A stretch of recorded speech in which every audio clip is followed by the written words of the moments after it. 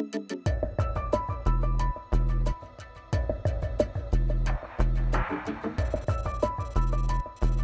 it's a pleasure to be here. My name is Matthew Griffin. I'm the CEO and founder of the 311 Institute. I look up to 50 years out. I cross hundreds of emerging technologies. I cross every sector and every line of business. When we have a look at generative artificial intelligence, I've been talking about it for 10 years.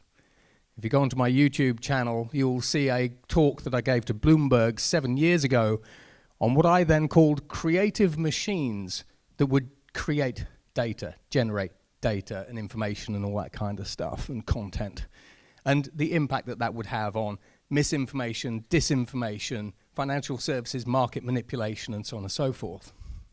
And quite a number of years ago, I was actually working with Microsoft on the future of artificial intelligence and the impact on work. And here we are. I also work with companies like Arm to have a look at the next 10 to 20 years of compute, Samsung, and all kinds of different organizations. And so it's my privilege to be here. And I've got a long-standing history with Bytes, even though they might not know it, because I started off selling network products at Exertis. I then went on to work for EMC in enterprise sales. So if you buy any Dell or EMC storage, thanks. I then went on to IBM, where I headed up IBM's national security business. So that was GCHQ, the Five Eyes, et cetera, and we're going to be talking a little bit about the future of cyber. Then I ended up at Atos, where I was global head of cloud sales. And when we have a look at the last Olympics, for example, from a cyber perspective, we fended off over 5 billion attempted attacks. So when we have a look at this particular space, my presentation, like AI at the moment, is fast-paced. So I hope you've had your coffee. Now, we're going to have a look at the future. I'm going to have a look at future foundations, the future of artificial intelligence, including Gen AI, cybersecurity, and the future of data, because they're all interconnected. Now, as a futurist, I track, as I say, hundreds of emerging technologies, hundreds of trends, and from a business and a personal perspective, what we're really trying to do is we're trying to see all these different data points, like AI does, figure out the patterns, and then figure out if this stuff happens, if these technologies converge, what does that mean for us? And all these different things, if you have a look at trends, for example, CEOs within businesses now only control 45% of what happens within their companies. 55% of what happens to you really as individuals, as professionals, as leaders, et cetera, happens from external forces now. So technically, you actually aren't really in charge of your own lives, which is scary. And that's before we talk about AI. So you can download these codexes. This one was an interesting one. When I put it together, I was working for GCHQ and Soccer and the Home Office. When we have a look at the future of cyber, you can learn lessons from organized crime. So I'd encourage you to have a look at that one, because you'll see why later. Now, when we have a look at trends, basically there are about 250 mega trends, and to try to get across the scale of trends that you're actually looking at, I put a video together. Now, we're in VUCA times. We talk about VUCA, volatile, uncertain, complex, and ambiguous. But increasingly, we think we're moving to this new period, VUCA Max, where the changes are increasingly massive. So they're system level, global level. They're accelerating. I mean, we've all seen that, right? Basically with technology alone, let alone geopolitics and everything else. And they're exponential. Now, if we step back 2-3 years ago, we'd be talking about something very different. Web3, metaverse, whatever it happened to be. But when we have a look at the trends, this is really what you're trying to understand. This is what your clients are trying to understand. If all these trends are actually taking place, then what do these trends mean for us? What is my business strategy when everything is changing, when everything is changing faster, when the world is getting more complex and complicated, when it's getting more difficult to see things? A lot of the leaders that I work with are increasingly putting their heads in the sand. The average CEO tenure now for a FTSE 100 company has gone from 10 to 12 years to 5. There is not a single line of business, not a single sector, not a single part of our society that isn't being affected. And you can see that when you walk around, when you read the paper, when you have conversations with people. Now, from an emerging technology perspective, this is my starburst. It's one of the ways, basically, that I track emerging technologies that are here today, their impact, their dates of maturity, and then how we can actually use them. Because when we have a look at the future of products and services that you're going to consume, it's a combination of technology. Now, to put it into perspective, artificial intelligence is one technology. So when we talk about AI is one technology. But from an AI perspective, we've already 3D printed artificial intelligences. At the University of Manchester, they have created a neural network out of DNA. At Harvard, using an ionic computer, they have created the world's first liquid neural network. So the deeper future of AI is not necessarily what you think. But we sort of look at all these different technologies and we try to understand if these technologies converge, when they're mature enough, what products can we create? What are the use cases that we can talk about? So, artificial intelligence. Let's have a little chat about AI. Now, today, we still live in the world of artificial narrow intelligence. Now, when we have a look at ChatGPT, and we can kind of extend that out to the other large language models, ChatGPT has a verified IQ, a verbal IQ, because it doesn't have a spatial IQ, a verbal IQ of 155. This is the AI that you are working with and or up against and or have the opportunity to use today. An IQ of 155.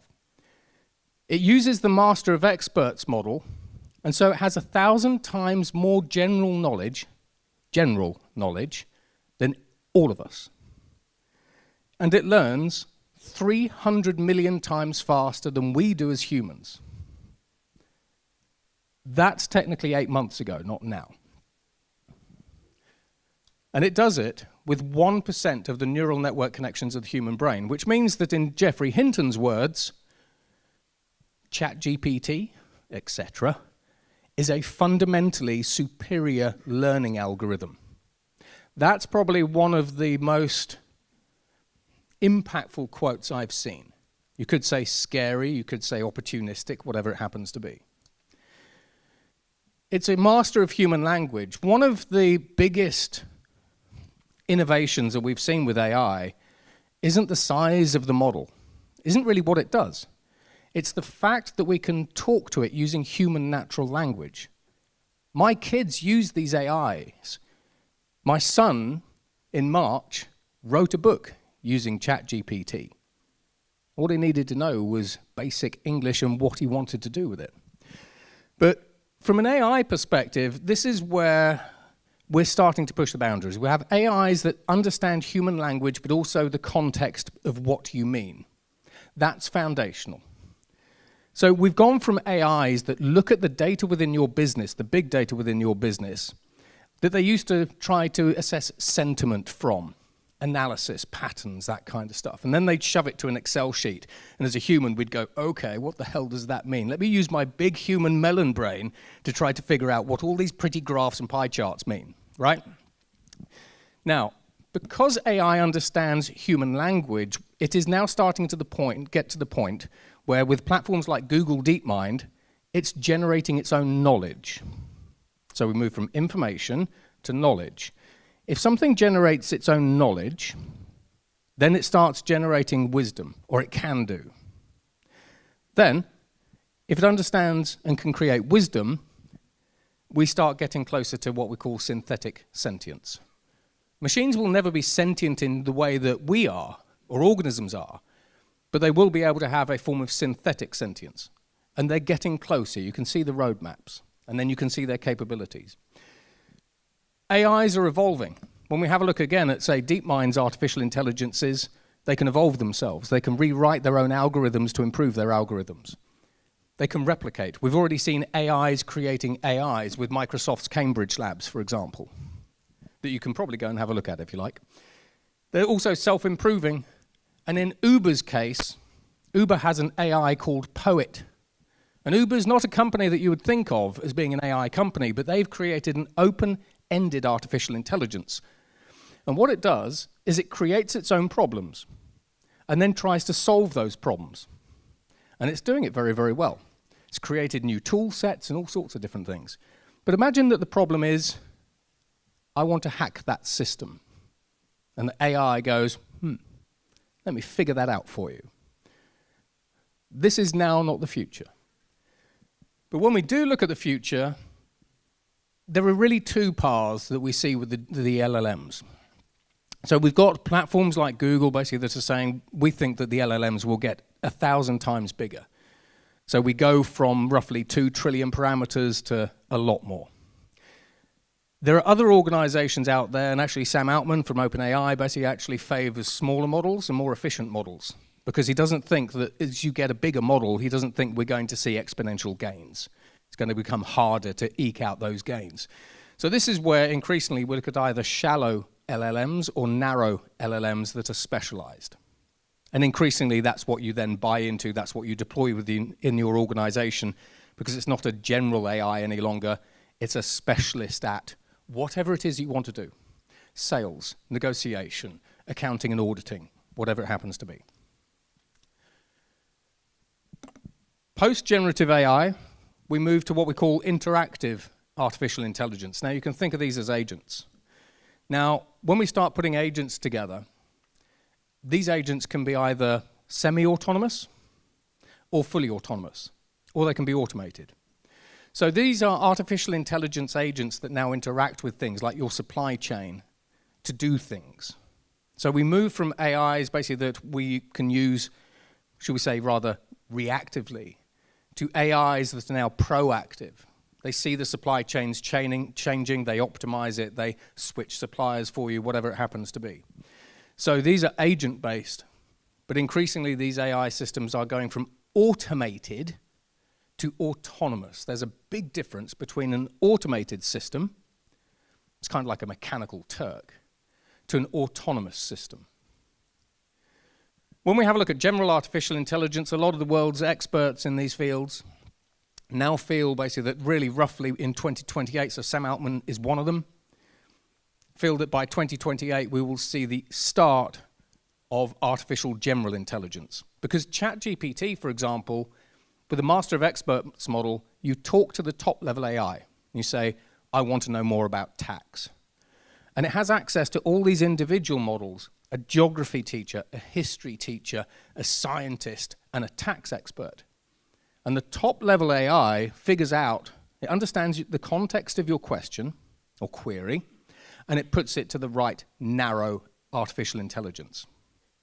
When you start joining these individual artificial intelligences together, you now get cross-domain knowledge and you start heading closer to artificial general intelligence.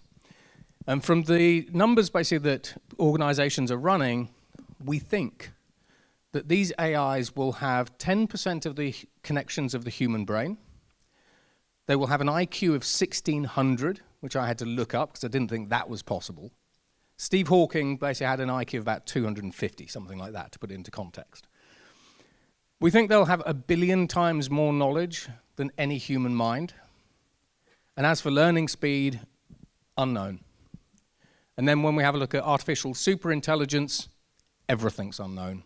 And that's estimated sort of 2040, 2045. But AI will increasingly start making its own models. You combine artificial intelligence with quantum computing-based artificial intelligence, gets nuts.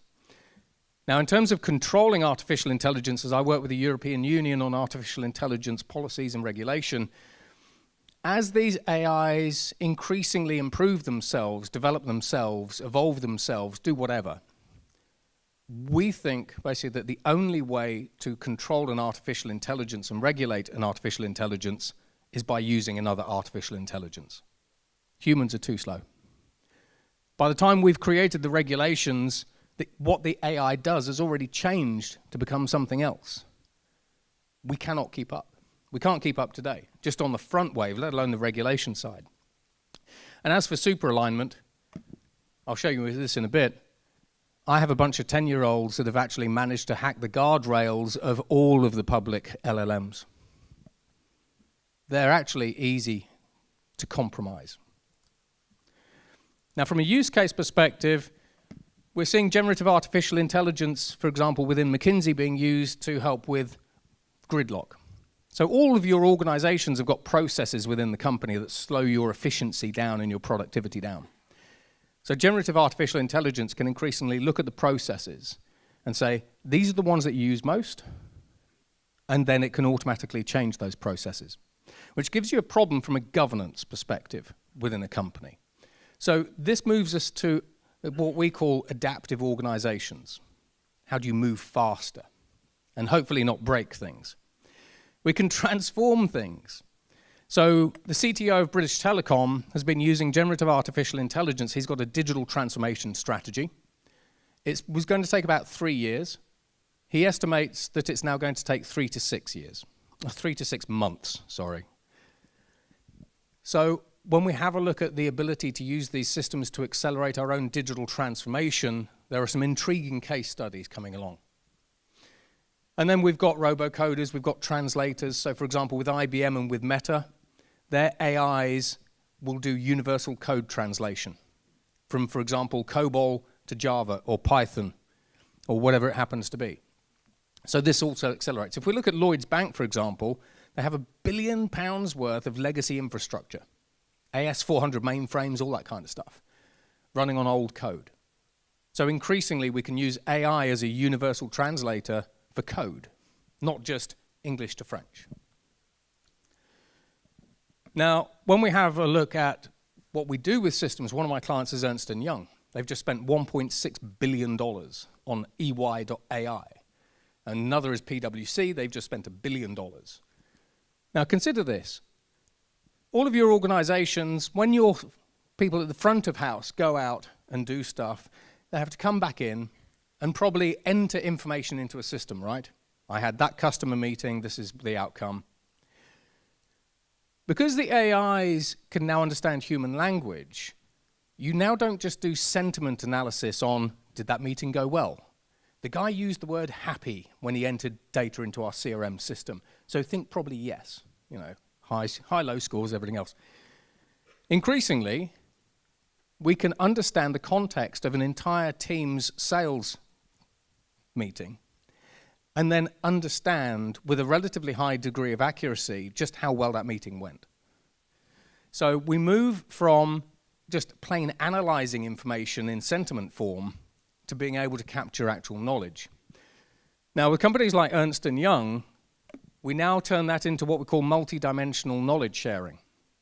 So this is where one person within an organization, say for example a tax expert within Ernst & Young, is working on a business, doing some auditing, but wants to understand the impact that new regulations might have basically on that piece of work that he's doing.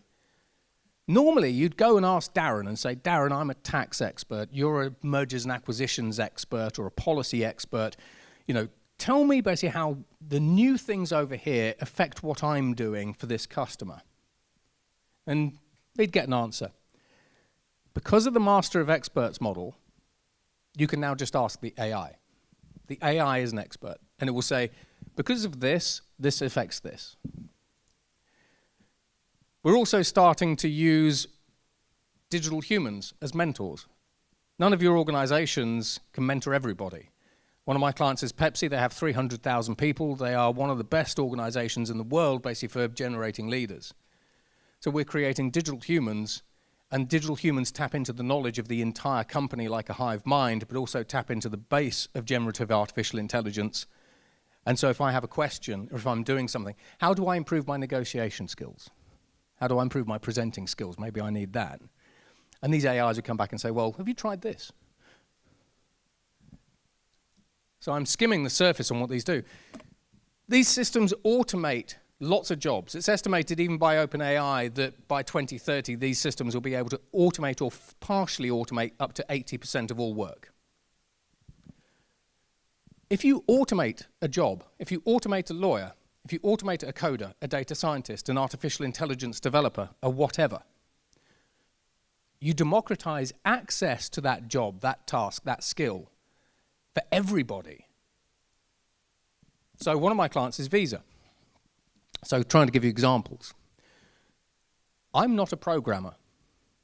However, using Google Bard and other bits and bobs, in Python, write a script integration for Laravel, or a Stripe payment integration for Laravel. So this is creating a Stripe payment integration. There you go. But here's the rub. I'm not a programmer. Now, I know that there are conversations we can have about this, but I'm skimming the surface. I'm not a programmer.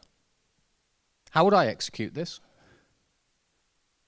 How would I implement this?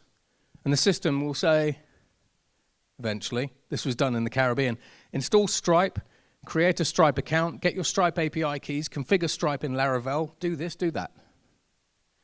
So when you automate a task, a job, a skill, you democratize access to that job, task, skill for everybody else.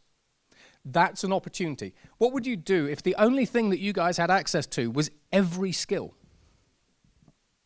We've never been asked these questions as humans because we are T-shaped individuals. But here's another one. When we start tag teaming with AI, I do a lot of work with mental health charities like St. Andrews and others. What we've noticed is something interesting. So we all know basically that AI can help programmers and coders and everything else. We've seen a 62% productivity uplift in coding. But when the coders and the software developers had problems, normally they'd ask Darren. But they were able to ask the AI and say, I'm doing this, but I'm a bit stuck, can you help? And the AI would say, well, based on what you're doing and what you're trying to achieve, have you done this? And what we actually found was that software developers' mental health improved by 50%. Because now they had a friend that they could ask, an artificial intelligence colleague that could help them. So actually, there are positive impacts that AI can have within businesses. And then this one. So again, I don't really have time to go through these in depth, but if you scan the QR code, it takes you to a Future of Learning and Development codex that I wrote. We can use AI to upskill all of you, take you from 101 to 201 within a few weeks in pretty much any subject. My daughter was bullied, and so she had to move down a year group for a variety of reasons. The bullies were then kicked out of the school, so she wanted to go back up to her year group.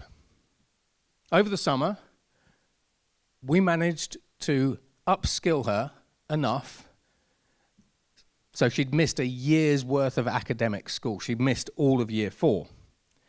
In 1 month, using artificial intelligence as a one-on-one tutor, we took her to year 5, and she's now ahead of the class. So, in all seriousness, AI can help you learn faster, and as the world around us changes faster and faster, you need to be able to adapt at speed and learn at speed. In all seriousness, look at the impact that these systems have on your corporate learning and development programs. It's insane.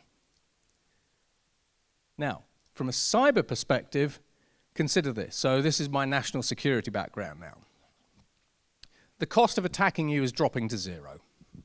As a criminal, basically, I can go and download a load of exploits off the dark web. If I don't know how to do anything, I can access dark web service desks and say, I want to hack Tesco's.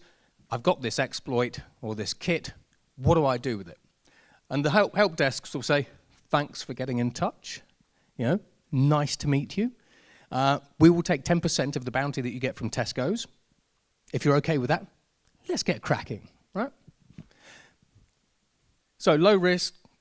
You've also got 3 attack surfaces now. I can destroy your physical stuff. I can destroy your digital stuff. I can destroy your virtual stuff. If you created a virtual whatever city in the metaverse, I can run riot through it. The cybersecurity, or the serious organized crime groups, just in terms of cyber, they're now taking about $1.2 trillion a year in revenues from cybercrime. That's up at least $400 billion since 2018. The serious organized crime groups are now bringing in revenues we estimate of about $6 trillion, and they have a $7 trillion global impact. They're growing at about 19%. We try to look at their tax records and assets and things. Last year, basically, we saw a 125% growth in cyber attacks. They are coming for you. Last year, 493 million ransomware attacks, 5.5 billion malware attacks. Is that going down this year or going up this year? And from a ransomware perspective, I do a lot of work with insurers. Increasingly, they will not insure you against cyber attacks because they just know that they can't. So as businesses, you need to adopt zero trust as standard. It's not negotiable. However, we are able to predict cyber attacks. So this is an organization called Forta. They were monitoring Euler Hermes cyber chains, so coin chains and protocols. Forta basically went to Euler Hermes and said, by the way, we've been noticing weird activity on your blockchain protocol. We think you are about to lose $250 million in cryptocurrency. Euler Hermes went, bugger.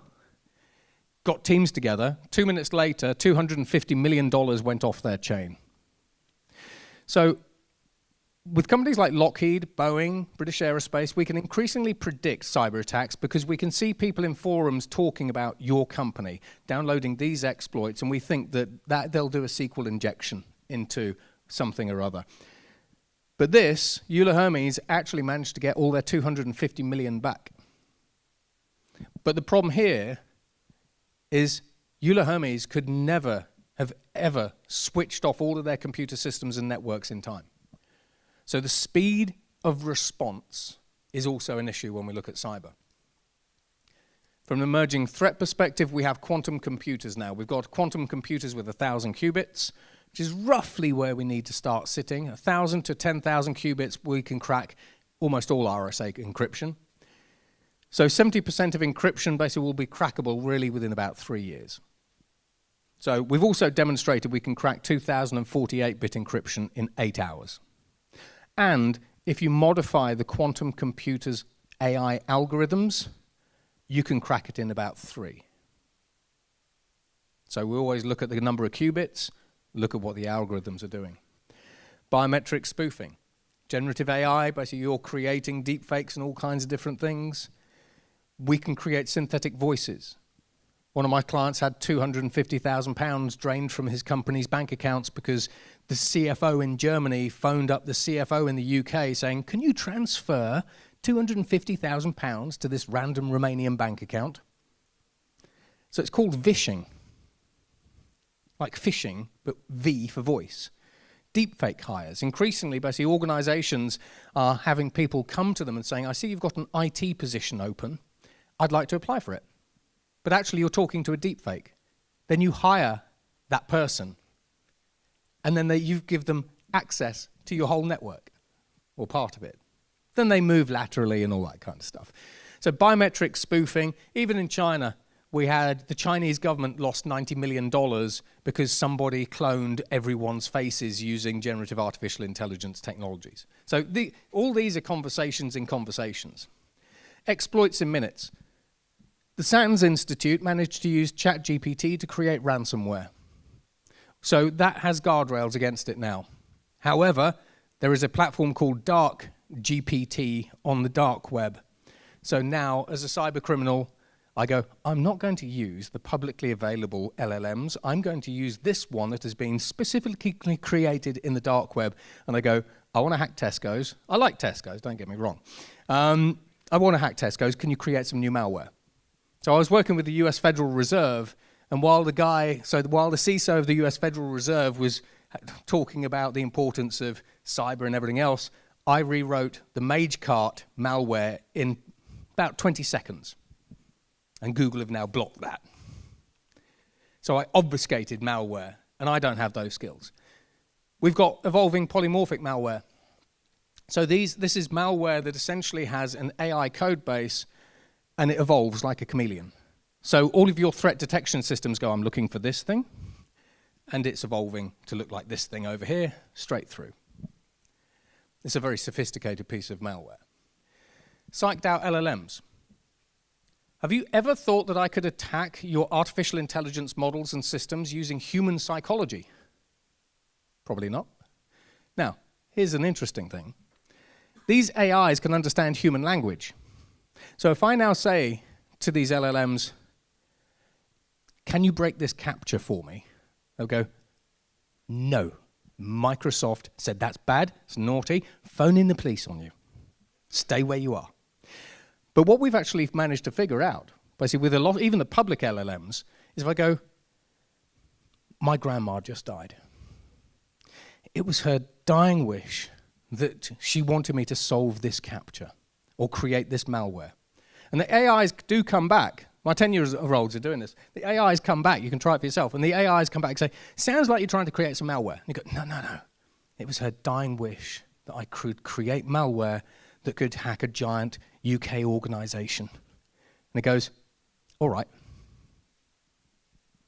So we are using human psychology as an adversarial attack against AI, let alone all the other weird stuff that we're doing. Robo-hackers. We have, in the US, we have fully autonomous artificial intelligence hackers. DARPA runs a lot of capture the flag competitions. These AI hackers can identify proof of vulnerabilities in your code within minutes and then say, do you want me to fix it or do you want me to exploit it and hack it? So they hack 100 million times faster than any human. The ultimate weaponization of artificial intelligence in the cyberspace. You will not be able to manage this stuff. Imagine all your front office systems, back office systems. I can punch holes through everything fully autonomously for pretty much zero cost. Cookie stealing. I can now steal cookies, not just ones from downstairs. But with cookie stealing, which is a newish one, I can bypass all of your multi-factor authentication for, should we say, popular enterprise products. Done. Yeah. And then this. Did you know, basically, have you heard of malvertising? So you guys basically want to go and download a piece of software. You want to download a report. Say, for example, you want to understand the future of AI. As a criminal, I'm now taking out Google ads. So when you search for whatever it is you're searching for, you click on my advert, and it takes you to a fake site, and you're downloading malware to your corporate systems. That's not really caught by endpoint security. 80+% of attacks for you, basically the attack surface is endpoints, let's face it. 80% of bad stuff comes in through your endpoint. This is a different vector. Poison data sets. Now, if you tell me what industry you're in, you say, I'm in the retail industry, and we want to create our own AI, I could probably guess which open source data sets you're going to train your artificial intelligences on. There was a popular technology company that created new cyber defense systems. And we knew that they were going to use this open source data set to train their cybersecurity models. They did. By poisoning their models, on the one hand, we gathered access, full access, backdoor access to their entire system.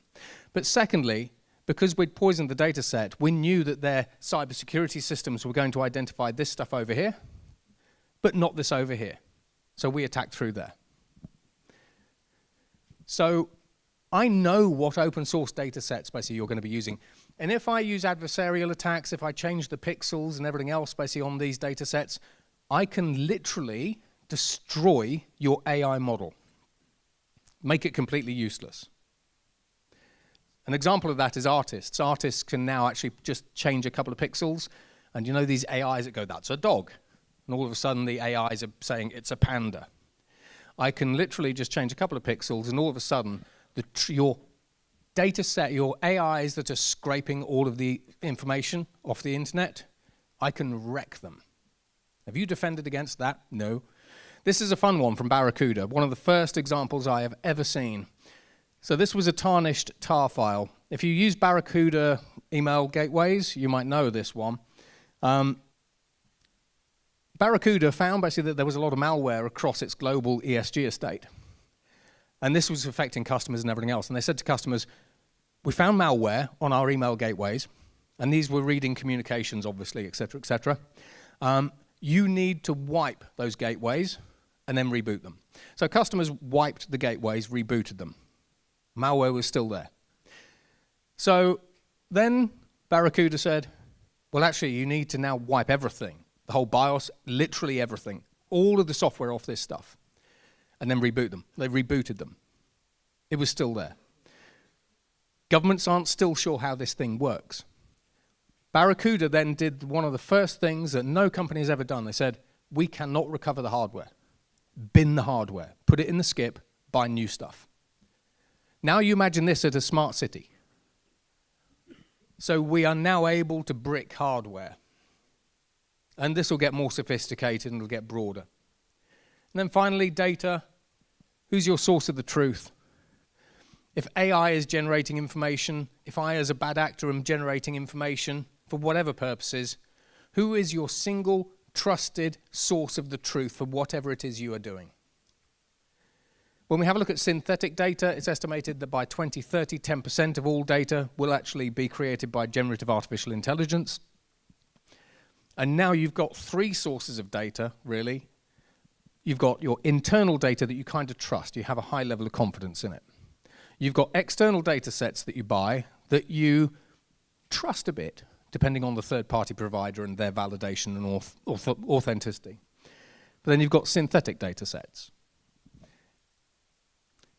So increasingly, you cannot trust the data, certainly from external sources, which then means just as we have zero knowledge trust in the cybersecurity space, in the data space, we are now seeing the uptick in this protocol. So this is a protocol, the zero knowledge proof protocol, which is able to prove that the data that you are ingesting is authentic and real without a third-party data broker in the middle. So it's a little bit like blockchain. Blockchain enables trust between disparate parties who don't know one another.